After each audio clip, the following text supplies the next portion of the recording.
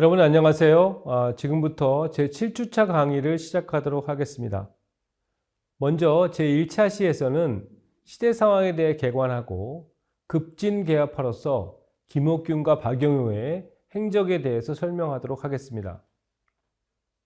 1876년 조선이 일본의 요구에 응하여 개국을 결정하고 최초의 근대적 조약인 조일수호 조규를 체결한 것은 장기간에 걸친 쇄국체제의 종말과 함께 세계 질서로의 편입을 의미하는 중요한 사건이었습니다.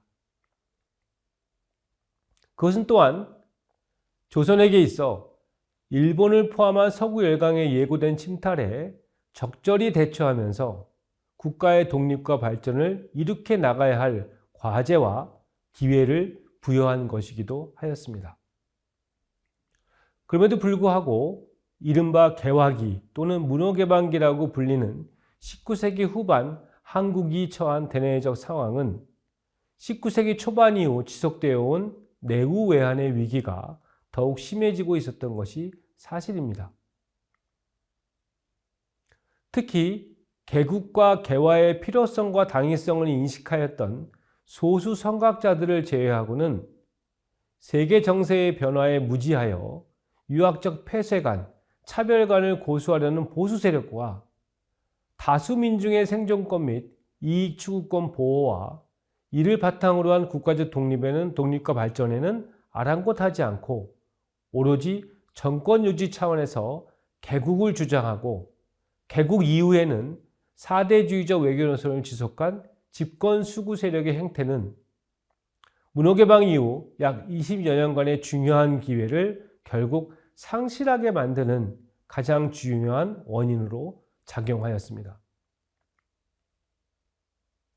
이와는 대조적으로 이 시기에 전개되었던 동학 농민운동으로 대표되는 민중 차원에서의 자생적 저항운동과 이를 뒷받침해 주었던 우리가 앞선 제6주차에서 공부했던 동학사상, 그리고 지식인 중심의 근대적 변혁사상인 개화사상의 태동과 이를 바탕으로 전개된 개화운동은 문호개방기 한국이 처한 현실을 극복하고자 하는 가장 혁신적인 사상적, 운동적 대안이었다는 점에서 중요한 가치를 가진 것이었습니다.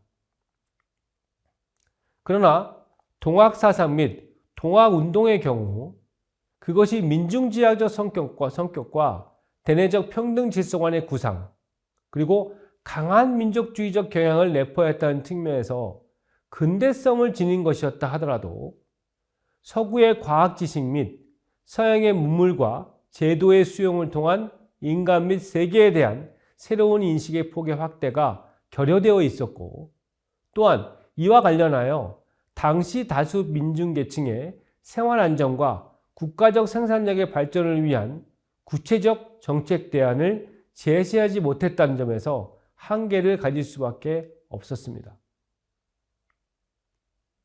반면 개화사상 및 개화운동은 사상가들 자신이 정치의 중심에 있었고 일본 및 서양에 대한 견문을 통하여 이전보다 확대된 인식을 가지고 있었으며 이를 바탕으로 구체적이고 실천적인 개혁 방안을 제시하였다는 점에서 동학사상 및 동학운동과는 구별되는 것이었습니다.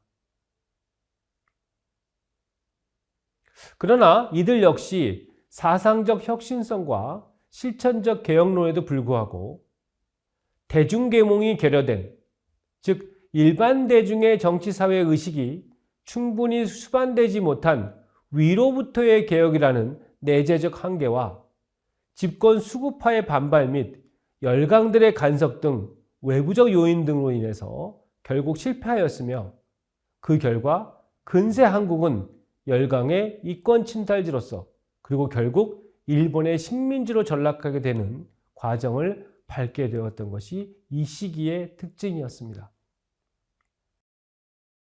이번 제7주차에서 살펴볼 소위 급진개혁파로서 김옥균과 박영효는 한국의 문호개방기, 즉 1870년대 후반 이후 1890년대 초반까지 그 둘 상호 간에 사상운동적 동맹관계를 형성하면서 당시 한국 사회 내에서 가장 혁신적인 개혁 개방 사상을 전개해왔던 정치가이자 사상가들이었습니다.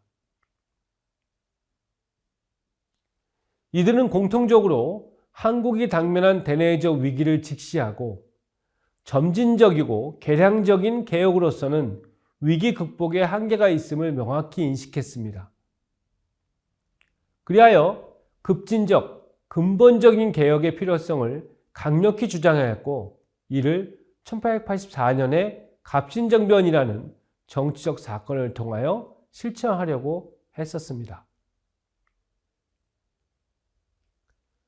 1894년부터 1895년까지 전개된 동학농민운동과 마찬가지로 갑신정변의 발생과 실패가 갖는 역사적 의미의 중요성은 물론 간과할 수 없는 것이긴 하지만 이들이 갑신정변을 전후하여 일관되게 전개한 개혁 개방사상, 즉 개화사상의 내용과 성격 또한 근세 한국 정치사상사의 발전이라는 측면에서 매우 중요한 가치를 가진 것이었다고 할 수 있을 것입니다.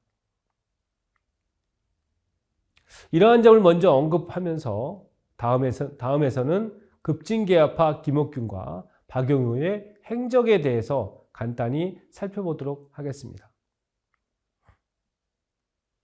먼저 김옥균은 1851년 출생하여 1894년에 사망하였습니다.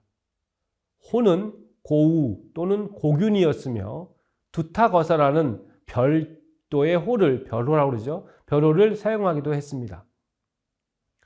6세 때 먼 친척의 양자가 되고 15세 때부터 21세가 되는 해까지 양아버지가 강원도 양양부사로 재직함에 따라 그곳에 머무르면서 강릉에 있는 송담서원이라는 곳에서 공부했는데 이때 우리가 제4주차에서 공부했던 율곡 이이의 학문과 사상에 심취하였다고 합니다. 그 뒤 22세가 되는 1872년에 알성 문과에 장원 급제하여 사원보 지평이 되었고 24세 때에는 홍문관 교리에 임명되었습니다. 이 시기부터 박규수, 유홍기 등 초기 개화 사상가들로부터 지도를 받기 시작했으며 박용효, 서광범, 서재필 등과 함께 승려 이동인과 접촉하고 그에게서 큰 사상적 영향을 받았다고 합니다.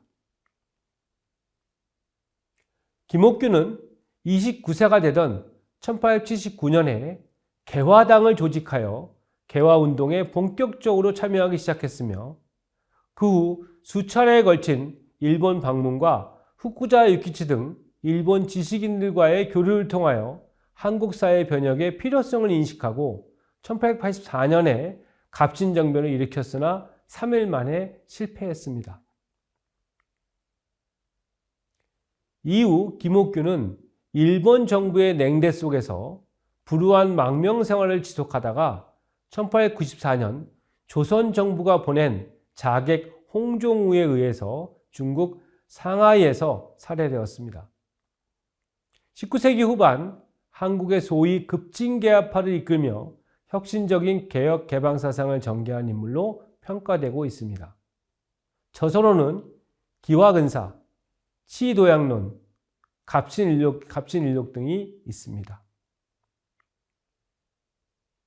다음으로 박용효는 1861년 출생하여 1939년에 사망하였습니다. 호는 충고입니다. 13세 때인 1873년 제25대 철종의 딸인 영해옹주와 결혼하여 금능이가 되었습니다.